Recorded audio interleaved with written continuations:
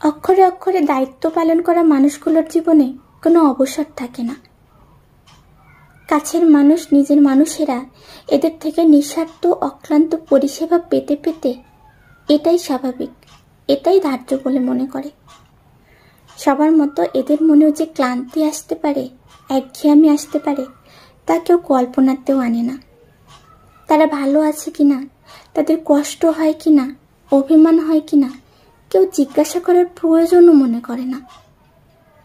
তাদের যে আশা আকাঙ্ক্ষা থাকে, কেউ ভাবনার মধ্যেও আনে না। অপরের যন্ত্রণা লাঘব করার চেষ্টায় থাকা মানুষগুলোর যন্ত্রণার কথা কেউ ভাবে না। অন্যের হাত শক্ত করে ধরে থাকা মানুষগুলো প্রয়োজনে হাত বাড়িয়ে দেওয়ার মতো কাউকে পায় না। কর্তব্যের রোলারে পিষ্ট হতে হতে একটু ছুটি চাইলে এরা পেয়ে যায় হঠাৎ পরিবর্তনশীল স্বার্থপর আত্মকেন্দ্রিকের তকমা। তার দেয়া যাবতীয় দান এক লহমায় মিথ্যে হতে সময় নেয় না।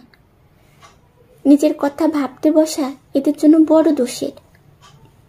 শত কষ্টে, শত প্রয়োজনে, শত শূন্যতায় দাঁতে দাঁত চেপে সহ্য করা মানুষগুলোকে সবাই মানসিকভাবে খুব শক্ত মনে করে। কেউ জানে না ভেতরে ভেতরে এরা কতখানি দুর্বল, কতখানি ভঙ্গুর, কতখানি কাঙ্গাল।